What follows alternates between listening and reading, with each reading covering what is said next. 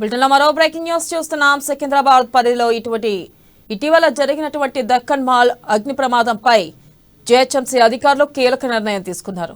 Deccan mall భవనం కూల్చివేతకు GHMC అధికారులు సిద్ధమయ్యారు. దీంతో అగ్ని ప్రమాదం జరిగిన భవనం కూల్చివేతకు ఏర్పాట్లు చేస్తున్నారు. భవనం కూల్చివేతకు టెండర్లు ఆహ్వానించారు. 1890 చదరపు అడుగుల్లో ఉన్న డెక్కన్ స్పోర్ట్స్ వేర్ భవనాన్ని అధికారులు నేలమట్టం చేయనున్నారు. అధునాతన సాంకేతిక భవనం కూల్చివేతకు చర్యలు తీసుకోనున్నారు.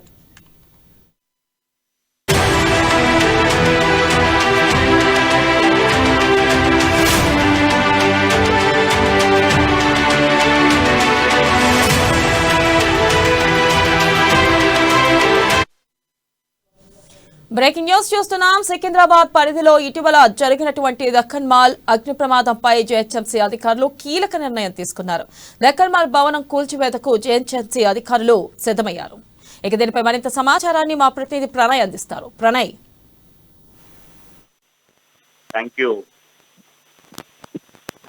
సికింద్రాబాద్ పరిధిలో ఇటీవల జరిగినటువంటి ఘటనకు సంబంధించి డక్కన్ మాల్ అగ్ని ప్రమాదంపై జేహెచ్ఎంసీ అధికారులు కీలక నిర్ణయం తీసుకున్నారు.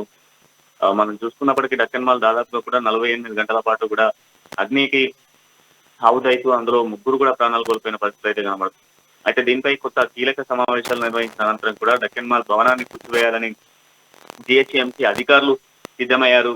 దీంతో అగ్ని ప్రమాదం జరిగినటువంటి